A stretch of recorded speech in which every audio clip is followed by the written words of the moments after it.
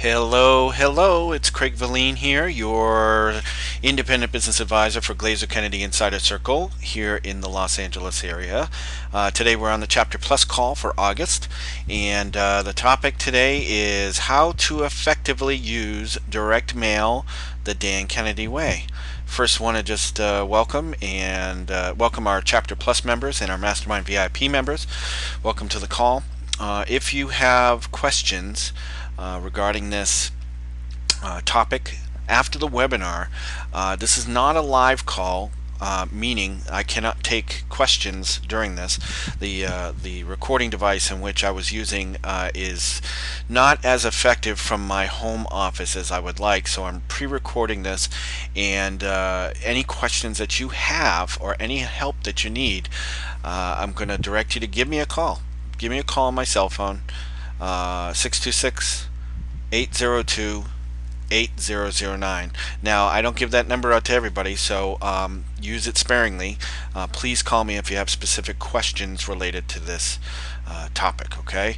So why don't we get started? The reason for this topic, how to effectively use direct mail the Dan Kennedy way, is primarily, and I'll cover this during the webinar, is primarily because it has the greatest reach and, in my opinion, better than direct mail. Email, I should say, better than email. It gets directly to who you want it to get it to if you have planned accordingly. And it's like a salesperson being right in front of your ideal prospect and customer. So with that, let's just move on so you can enjoy this topic, get educated, and start applying it immediately. Okay, so why direct mail? So number one, direct mail allows you to communicate with an individual on a one-to-one level. It's you and the customer as if you were sitting across the table with them in a sales presentation. Okay, you have time to persuade, convince, and engage your customer. You can ask customers direct questions and get a direct response. Mail is engaging. Okay, consumers spend an average of 10 minutes reading direct mail. Okay, mail is a tangible form of advertising. They're not just reading it in a paper, they can hold it. It gives you a physical presence in your customer's home or office and can literally put your product in their hands. And mail can be targeted to reach very specific audiences. Almost every individual, household, and business on the planet can be reached by direct mail.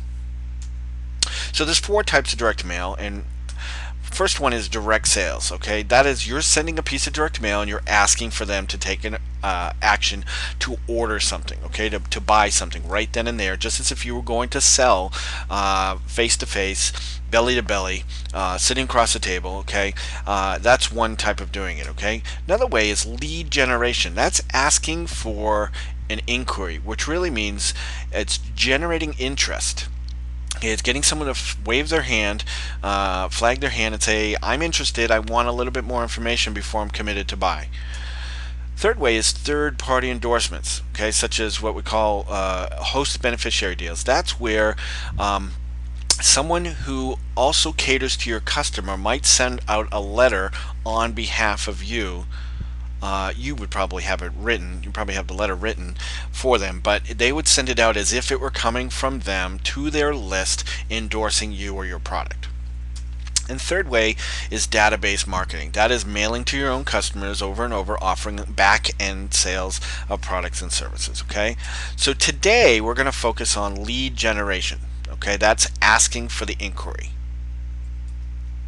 So these letters that we're going to be using are that I think are effective are from the original magnetic marketing toolkit that Dan created way back when in the 90s. I have the 97 edition. It says it right on the cover, 97 edition.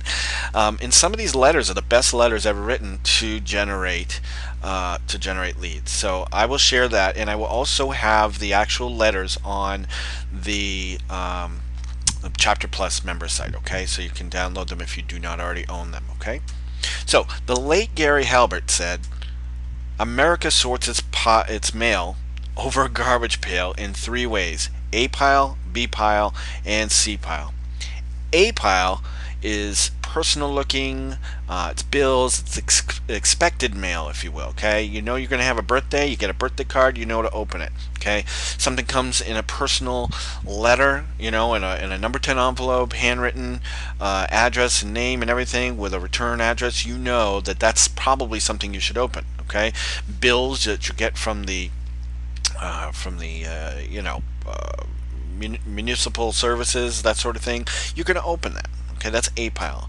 B pile is obvious looking junk mail. Okay, it's advertising, it's sales mail. It's like you know that it screams, I'm trying to sell you something. Okay, and that very much often goes right into the wastebasket. Okay, and then there's C pile. Okay, that's called maybe mail.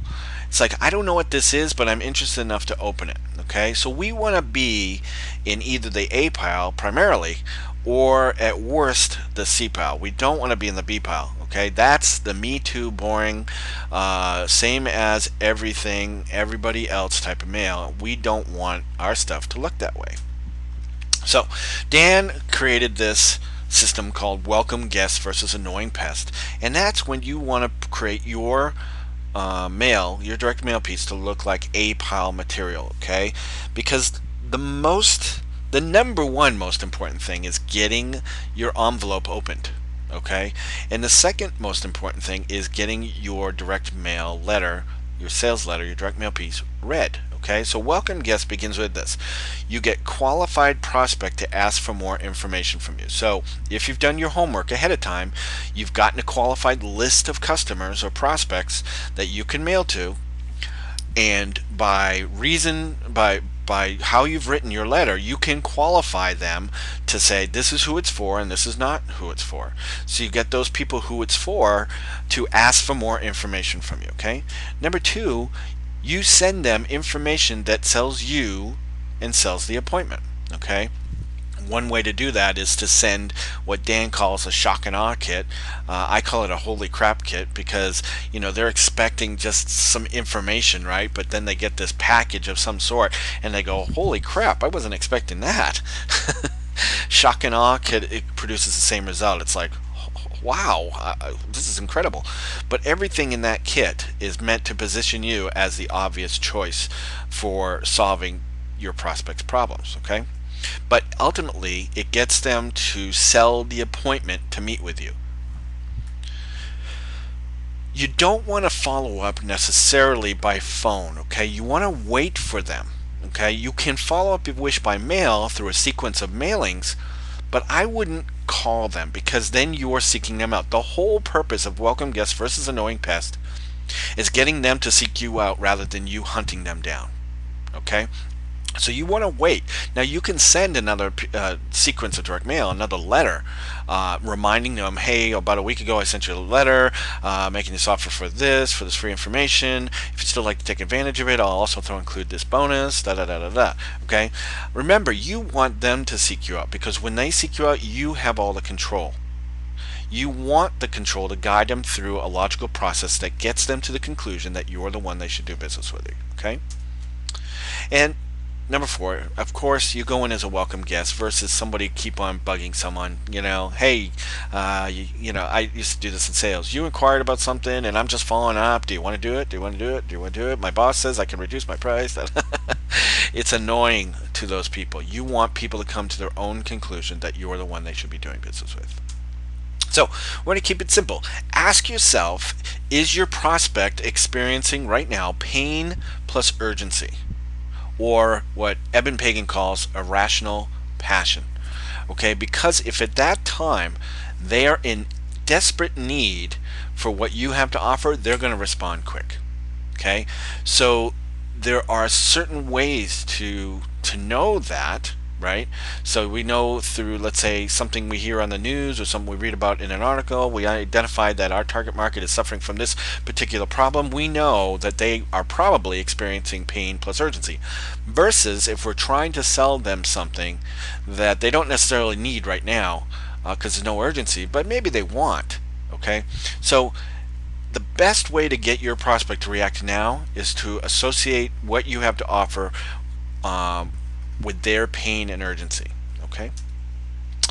Focus on a straightforward, compelling offer for the problem they need a solution to, such as offer them what Dan calls these lead magnets. Okay, a free report, a booklet, a book, CD, DVD, free consult will sometimes work. Okay, you want to give them something that doesn't obligate them to buying, but offers them more information that again guides them to a logical conclusion that you can solve their problem in an effective way. Okay, you want to target. Okay, you're going to write your message to exclude the many who what you have to offer is not right for, and attract only the relatively few who are perfectly matched with what you have to offer.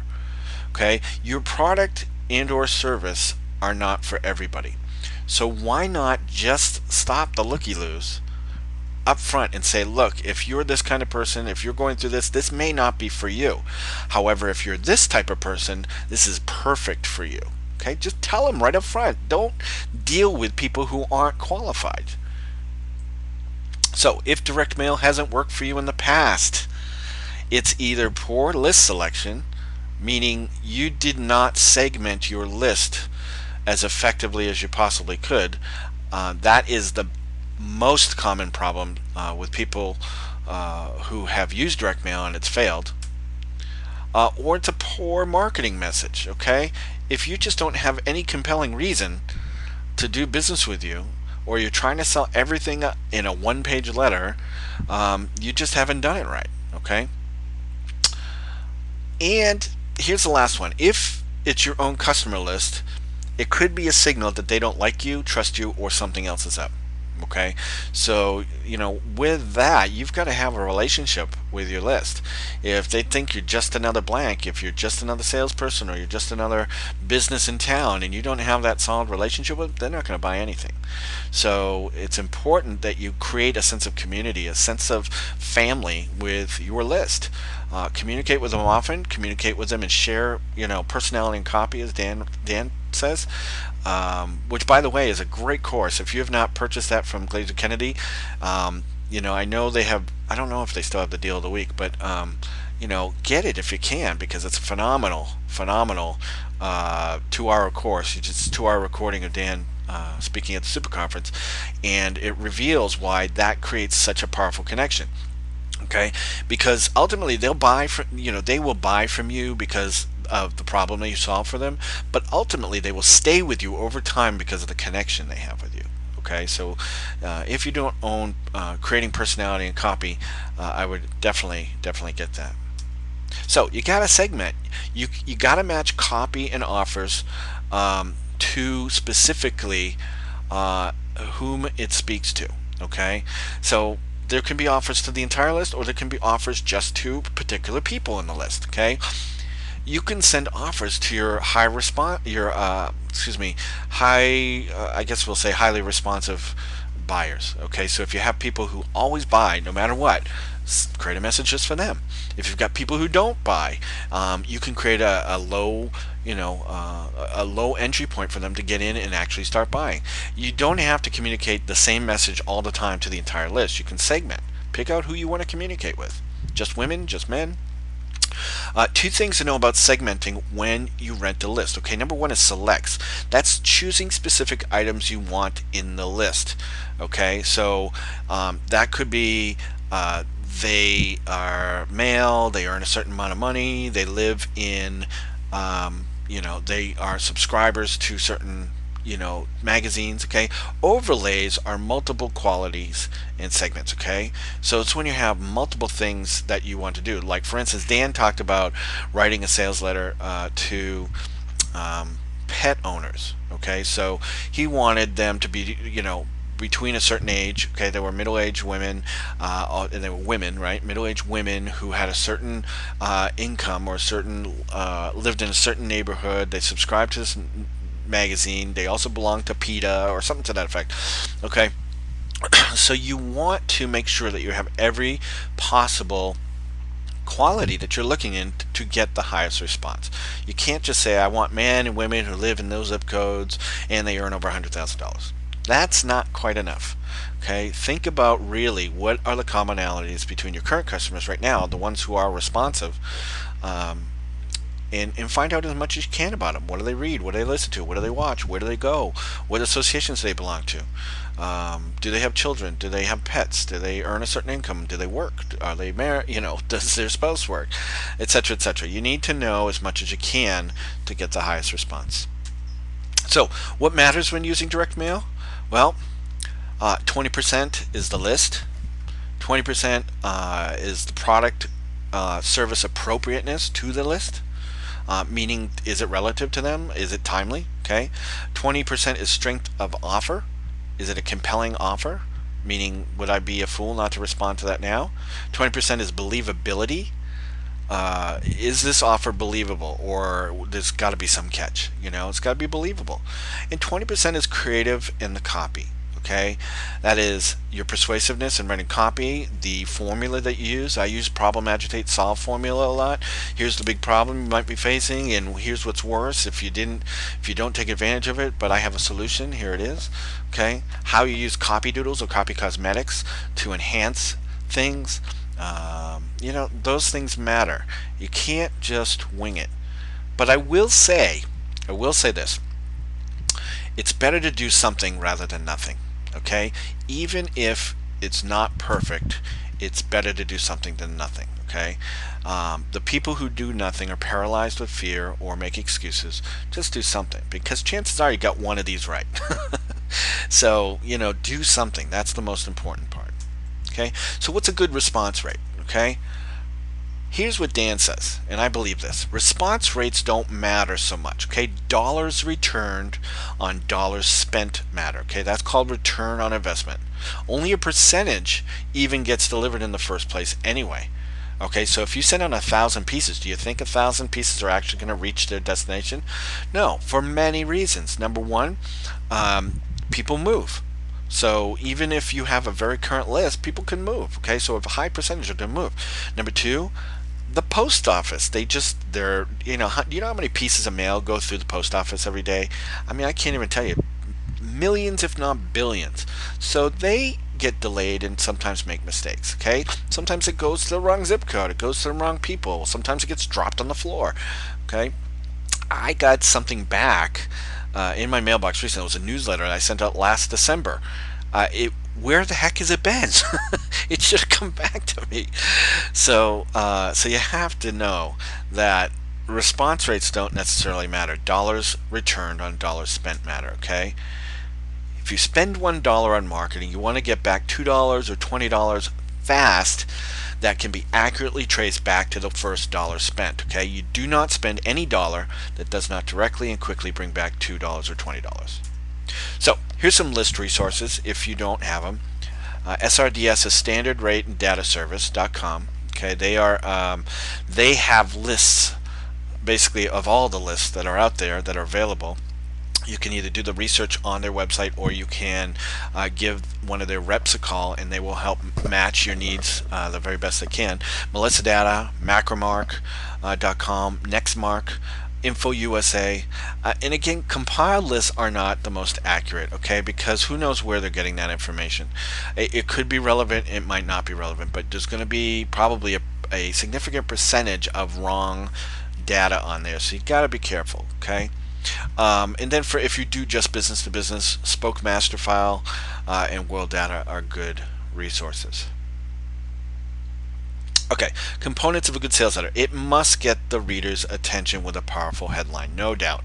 Okay, if you're using corporate letterhead and you're saying "Dear Sirs," you're missing it. Okay, because to get them to read the first sentence, they got to be drawn to it. What's the headline? The headline will get them to read the next thing. The next thing will get them to read the next thing, and so on and so forth. Okay. The letter must show distinct advantages in the body copy. Why you versus anybody else? Why your product or service versus anybody else's product or service? Okay, you've got to have distinct advantages of using your product or service, getting your product or service right now versus waiting. Okay, and why you versus anybody else. Okay. The letter has to prove or validate your claim of benefits or advantages through factual examples, comparisons, testimonials, and credentials. Okay, don't just state a fact. Put a story attached to it. Do you have a testimonial? Do you have research and data that you've done? Can you put a case study together? Okay, is who else says so? If you have customers who have used your product service and they say, hey, everything he says is true, and this is who I am, and if you use a testimonial, use name, full name, um, where they're from, and give a website or something. Make it real. Don't just kind of make up stuff. The letter must persuade the reader to reach out and seize the advantage you promise, okay? They cannot just put down the letter and go, that was interesting. You want them to respond right now. Okay, everything you do is like sitting across the table in a sales presentation, getting someone to sign on the dotted line right now. Okay, so no matter what you want them to do, there has to be a call to action, and it must be now. Remember, it's not a direct response offer. I mean, it's not a direct response if there's, number one, no compelling offer, and number two, if there's no deadline attached to it. Okay, if they can put it down and they can go, oh, I'll take advantage of this someday. No, you want them to respond by a certain day. You want them to pick up the phone now, or go to the website now, or do whatever right now. Okay, you don't want to get them to just sit and wait. And lastly, the letter must motivate the reader to act, to respond, order, write, come in, and send back the coupon or whatever it is right now. Okay, that's really what it comes down to. Not later, right now. So here's Dan Kennedy's no BS rules for direct marketing. Okay, number one, there must always be an offer or offers attached to your direct mail piece. Okay, at least some sort of call to action that gets them to get in the habit of making a response. Okay, taking an action. So for instance, if you're not selling something, I guess at least get them to request a free something. Okay, because if you don't ever offer them anything, you don't ever have a call to action, the time that you do, they're going to be, what the hell is this? You've been giving us free stuff to all this time. Why do I have to now buy something? Okay, you want to get them in the habit of taking some sort of action. There will always be a reason to respond right now. Why? Because people's lives are busy, and if you do not give them a reason to respond right now, they won't. Okay, you must create I forget what the term is, but just give them a reason. Give them a deadline. Give them, you only have a minimum number of copies. Takeaway selling, that's what I was trying to say. Takeaway selling, you can't leave the offer on the table forever. Okay, there's only 50 copies available. I'm going on vacation on Friday, so that's when the offer ends. Hey, look, I'm just tired of doing this promotion, so if you don't respond by Monday, then I'm out of here. Whatever it is, but give them a reason to respond right now. There'll be clear instructions on how to respond. It doesn't matter if they've done business with you in the past. You have to tell them exactly what to do. Go to this website, dial this phone number, send this response form back into this address. Tell them, don't assume, even if it's on your letterhead. There'll be tracking and measurement. Okay, anything that you send out, you've got to know where it's coming from. Okay, so if people call a phone number, an 800 number, have them dial an extension or wherever that's coming from, because you may be running a similar promotion in another ad. You've got to know which one's working for you.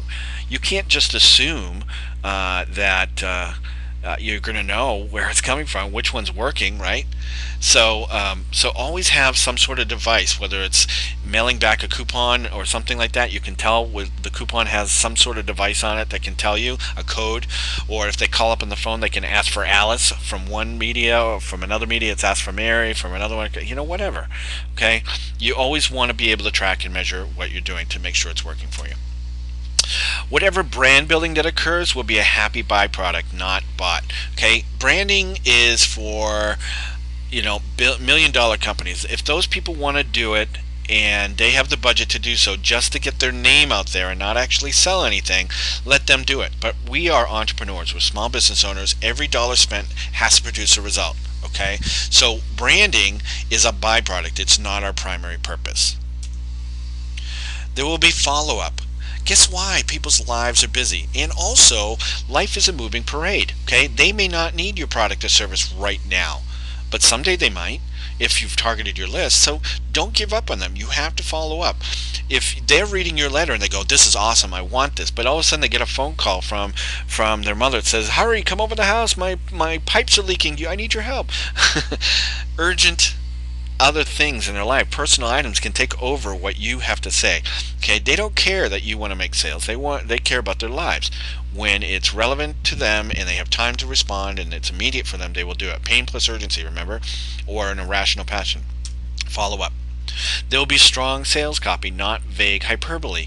You've got to pretend Act as if you're sitting across the table selling your product service to your most desired customer. Okay? You cannot just go, hey, we're the best, da da da. No, you do whatever it takes to make the sale. And you cannot limit your direct mail to just one page. Okay? If one page does it, great. But I doubt that's the case, unless you're leading them to a website or somewhere else where they can get more information. But you want to do whatever it takes to make the sale. Okay? Don't be vague. Be strong as if your life depended on it. In general, it'll look like a mail order ad. And what that means is mail order ads are designed to sell something now. Okay, they're designed to get people to take action. Look in any magazine. Okay, if you're a woman, read Cosmo or even Good Housekeeping. It doesn't matter. Just any magazine that you read, and look for an editorial style ad. Okay, those are called advertorials. Those are meant to guide you to a logical place where you're going to do something. Go to a website, pick up the phone, dial an 800 number, whatever. Okay, you want to study those because those work. Okay, there's stories embedded in them. There's facts embedded in them. There's benefits and features embedded in them. Okay, there's a strong headline. There's pictures with caption. Everything is there for a reason because it works. Okay. And number 9, and this is plain simple, results rule, period. Okay, that's why I said about branding. Branding is a byproduct. It's not the number one thing we're after. We're going to develop a relationship with people. People are going to hear about us as we make sales, as we do great things for our customers. Don't focus on branding. People who focus on branding don't understand marketing. Okay, if they're entrepreneurs, branding is secondary. Okay, results rule, period. So here's Dan's famous Giorgio letter, okay, which I think is instructive because as you can see on the letter, there all the features. Number one, you want to read the letter, but number two, it has exactly what formula he's working, problem, agitate, solve, okay, where they are in the letter, and then how he's using the letter. So I'll read just a few lines from it, okay? The headline is bold. A confidential letter to the husband of the house from Giorgio, romance director, Giorgio's Italian Grotto. She may be waiting, just anticipating, things she may never possess. But while she's waiting, try a little tenderness, okay? It's a little something, okay? Dear husband, here's the problem, okay? Women are different than we are. Vive la différence. Your loving wife needs, wants, and deserves special attention, maybe more often than you think to give it to her. That's the problem. Here's agitate the problem. You're busy, preoccupied work, aggravated by that dum-dum that you have to deal with every day at the office. Tired. Who has time or the energy to even think about romance? 2/3 of all marriages end in divorce, and the number one reason given by divorcing women: he just didn't pay enough attention to me. That's putting the knife right into the heart, right? For you, my friend, I've got a solution. Here's the solution. With this letter, you are entitled to an evening charmed by all the creativity of Giorgio, the official romance director. Okay, and then it goes on to paint a picture, okay, of exactly what they'll get. Okay, a week later, a second letter goes out. Okay, 3 coins in a fountain, and then you put 3 pennies or whatever you want to put in, and that's a gimmick, and it's also meant to create some texture on the envelope. So when you open it, you're like, what the heck's in there? Okay. So, dear husband, as you can see, I've attached 3 shiny pennies to this letter. I've done this for 2 important reasons. First, to grab your attention for just a moment or 2 or 3. Second, to remind you of that wonderful song, 3 coins in a fountain. Problem. Okay, so you see, this is your second notice, your romance wake-up call from me, Giorgio, the romance director at Giorgio's Italian Grotto. My bell tolls. Does it toll for thee? Okay, and then it goes back into the formula. Okay, agitate the problem, then the solution, the irresistible offer. Third letter might go out 7 days later. Okay, and it says, Dear husband, this is Giorgio, too blue to cry, disappointed. Attached are the copies of the 2 previous letters I recently sent you, extending my very special invitation to let me create a magical romantic evening for you and your loving wife. Maybe you missed them. Please read now, hoping I might still hear from you. And then they're sent in this envelope. Can this marriage be saved? Okay, so Dan says that he got responses from people, from women, and said, how did you know my marriage was in trouble? So he got slack, but it's not about the people who complain about it, it's the people who respond to it. Did every dollar spent produce a dollar or more in return? And that's really what all that matters. So, if you like this presentation, if you want to use direct mail, if you need a little guidance, okay, first resource I would say is read the new edition of the Ultimate Sales Letter. This image here is the third edition, but Dan has recently come out with a fourth edition, and I encourage you to buy that. It's a little smaller than the other book, but either book, I mean, it doesn't matter what edition you have, they're all great books, and only minor changes to the book. But just read the book. It's instructive. It's step by step by step by step on how to write a sales letter. Okay. Second thing I would encourage you to do, get Dan's magnetic marketing for the new economy. It's a really good thing. Now, I do not own this new one, but I understand there's new resources, new examples, copy cosmetics, etc., etc. So you want to get it. The actual recordings that are on there are fantastic. Okay, so I listen to them regularly. Like I said, I have the 1997 edition, but not much has changed. The letters still work. I still use them in my own business. I use them for clients, so I recommend that you do too. And you can find it by just going to the Glazer Kennedy resource site and clicking on copywriting. Okay, the link is above. It's gkicresources.com/go/Craig Valine. If you would do that, I might get a little commission. I don't, it's very little, trust me. But at least they'll know that I'm recommending these things to you for your benefit, okay? So that's it. I hope you got something out of this. Remember, if you have any questions regarding direct mail, regarding this presentation, don't hesitate to email. You can email me at craig@glendalepasadenagkic.com, or give me a call on my cell phone, 626-802-8009. If I don't answer, I will return your call as soon as possible. I don't usually answer my phone during the day because I'm usually working. But if I see, basically I got an email whenever there's a voicemail left. If I see it's you, I will give you a call right back. Okay. So that's it for the August Chapter Plus call. Thank you so much for being Chapter Plus members and Mastermind VIP members. You're special. You're getting a little bit more here. You're getting some more advanced stuff than general local members, and that means you're serious. And I'm here to help if you are serious. So that's it for today. Have a fantastic day, and I will talk to you very, very soon. Bye now.